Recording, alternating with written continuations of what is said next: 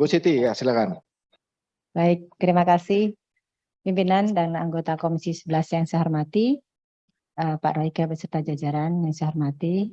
Alhamdulillah dengan bala tentara yang baru, Pak Royke membawa dan senyuman seperti yang disampaikan oleh rekan-rekan bahwa hari ini senyumannya luar biasa, Pak. Terima kasih karena mungkin memang keuntungannya besar, gitu ya. Tapi dari paparan, dari slide dari buku ini yang saya tadi sempat diskusi dengan Bapak, dengan teman, bahwa wah keren, bukunya kecil untuk paparan ini tapi isinya besar. Jadi artinya Bapak benar-benar tidak memperhatikan penampilan, tapi memperhatikan kinerja. Luar biasa Pak. Substansinya oke Pak, senang Pak. Keren, luar biasa. Ya, jadi untuk pendalaman yang ingin saya sampaikan di kesempatan kali ini, ada beberapa topik yang mungkin menjadi hal yang penting buat kita bersama untuk pikirkan.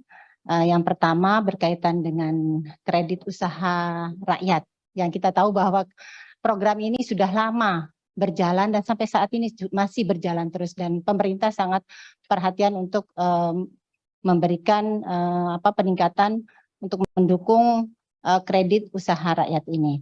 Nah, berkaitan dengan kredit usaha rakyat, diketahui bahwa BNI turut juga membantu pemerintah dalam mewujudkan target ya, porsi pembiayaan UMKM perbankan menjadi 30% pada tahun 2024. Ini target yang diberikan oleh pemerintah. Nah, untuk hal ini, bagaimana dukungan Bank Indonesia yang menyatakan terhadap tidak hanya upaya kolaboratif pemerintah melalui keterlibatan pada sinergi antara kementerian dan lembaga untuk menyalurkan dan pemanfaatan kredit usaha rakyat dari sisi pembiayaan, namun juga percepatan inklusi keuangan secara menyeluruh sehingga UMKM dapat terbantu secara tepat sasaran dan dari hulu sampai hilir. Nah, kami juga sempat membaca di surat kabar bahwa BNI mendukung alumni prakerja. Benar ya Pak ya? Ada itu di surat kabar berita tentang itu, yang dimana BNI mendukung alumni prakerja untuk menjadi wirausaha baru. Ini sangat luar biasa, Pak. Bagus sekali programnya dengan memberikan akses kur. Tentunya ini juga sangat bagus.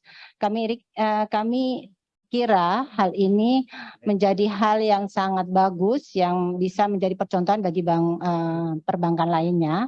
Tetapi kami ingin mengetahui bagaimana proses dan outcome-nya. Kemudian semoga ini menjadi solusi bagi permasalahan permodalan yang selama ini menjadi momok bagi wirausaha baru. Wirausaha baru ya Pak ya, karena setiap kali saya berkomunikasi dengan masyarakat selalu mempermasalahkan tentang permodalan ini. Itu berkaitan dengan KUR. Kemudian yang berkaitan dengan green financing, yang kami ketahui bahwa BNI ini terus berupaya meningkatkan kinerja bisnis perusahaannya. Salah satunya dengan mengembangkan green banking dan transaction banking. Nah, tren pembiayaan hijau untuk memastikan berkelanjutan tengah menjadi perhatian serius oleh bank-bank di seluruh dunia. Nah, namun ini di dalam paparan ini kami belum mendapatkan penjelasan secara gamblang bagaimana pembiayaan pada sektor hijau ini memberikan dampak positif pada pergerakan harga saham BNI. Kemudian sebagai first mover green banking, kami mengapresiasi juga BNI telah membuktikan bahwa implementasi green financing-nya di Indonesia mampu berkolaborasi positif dengan profitabilitasnya. Kami juga mengapresiasi BNI sebagai salah satu emiten perbankan yang telah berhasil masuk dalam indeks ESG Sektor Leaders IDX Kehati. BNI telah berhasil juga menerbitkan green bond senilai 5 triliun. Sebagai pionir green banking, BNI berhasil mencatatkan oversubscribe hingga 4 kali. Luar biasa, Pak. Bagaimana hal ini mempengaruhi kinerja fungsi intermediasi? Apakah semakin kuat seiring dengan tren pemulihan ekonomi? Mengenai net interest-nya, marginnya, apakah stabil ditopang pencapaian non-interest income pada tahun 2022 ini? Kemudian seperti apa strategi BNI untuk mengembangkan green banking dan berupaya menjadi leading company di green financial services? Apakah dengan keberhasilan BNI ini dapat dikatakan bahwa promosi dan insentif yang dilakukan oleh pemerintah dan juga otoritas jasa keuangan atau OJK untuk meningkatkan proyek-proyek hijau yang cukup berhasil? Nah, untuk yang berikutnya, hal yang menjadi perhatian kami juga berkaitan dengan kerjasama, Pak, antara BNI dan PLN. Ini menjadi perhatian kami. Kerjasama BNI dan PLN dalam kepemilikan kendaraan listrik. Ini saya cukup menarik nih Pak kalau kita bahas. Kami minta penjelasan mengenai BNI yang juga menghadirkan kemudahan kepemilikan kendaraan listrik melalui pembiayaan konsumer BNI dan pembiayaan melalui anak usaha BNI Multifinance dengan bunga yang lebih menarik dibandingkan dengan pembiayaan untuk mobil konvensional. Nah, kira-kira gimana Pak itu skemanya, dan mungkin juga Pak Dirut bisa jelaskan mengenai kerjasama seperti apa dengan PLN tersebut. Ya. Kemudian berikutnya yang tidak kalah pentingnya topik tentang saham BNI. Kami ingin meminta penjelasan atau konfirmasi yang jelas dengan kepada Pak Dirut mengenai BBNI yang dikabarkan tengah mempertimbangkan opsi strategis, termasuk potensi menjual sahamnya di unit bisnis asuransi jiwa yang diperkirakan dapat bernilai sekitar 1 miliar US dollar. Seperti yang dilaporkan Bloomberg, dikutip Senin tanggal 11 Juli tahun 2022 kemarin, BNI telah melakukan diskusi awal dengan penasehat mengenai potensi transaksi untuk melepas 60% sahamnya di PT BNI Life Insurance. Apakah sudah ada keputusan mengenai hal tersebut dan bagaimana, seperti apa keputusannya begitu. Kemudian masih berkenaan dengan life insurance, bahwa peran BNI dalam upaya menghadapi inflasi itu seperti apa Pak? Ya, kami mendengar juga PT BNI Life Insurance tengah menjajaki potensi bisnis bank assurance dengan bank lain di luar induknya agar dapat tetap menggenjot perolehan premi di tengah resiko kenaikan inflasi.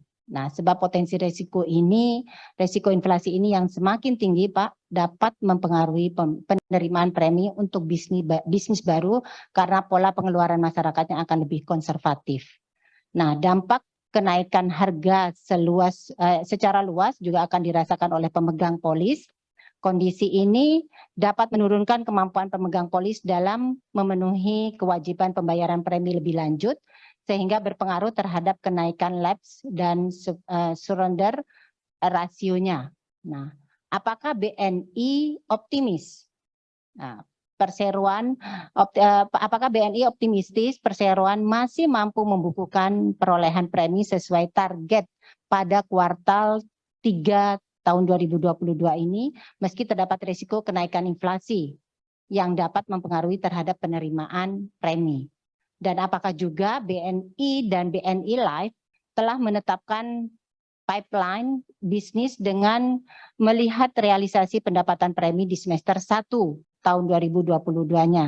Nah, bagaimana kondisinya, kondisi klaim surrender ataupun klaim nilai tebus yang terjadi pada saat ini masih terkendali, Pak. Nah, mungkin itu saja. Oh ya, yang terakhir tentang UMKM, Pak, yang memang kami concern sekali dengan UMKM, terutama di dapil saya Garut dengan Tasikmalaya yang sebagai lumbung UMKM. Saya concern dengan UMKM. BNI ini sebagai bank internasional, strategi khusus yang ingin kami gali adalah bagaimana strategi khusus yang dilakukan oleh BNI dalam pengembangan segmen UMKM agar bisa go produktif, go digital, dan go global sesuai yang disampaikan BNI beberapa waktu yang lalu. Apakah program pembinaan dan isu-isu tentang UMKM baik proses, kredit, kemudian teknologinya, serta pengembangan kapabilitas tata kelola bisnisnya, kemudian juga BNI mampu untuk menangani segala hal yang dibutuhkan oleh UMKM. Apakah bisa seperti demikian adanya, dan bagaimana BNI memberdayakan UMKM ekspor serta diaspora yang tadi Bapak sampaikan, yang luar biasa, bisa bagus ini. Harapan kami bisa mengekspansi agar pelaku UMKM tidak hanya melakukan ekspansi bisnis ke luar negeri, tetapi juga mendorong pengembangan usaha WNI yang tinggal di luar negeri.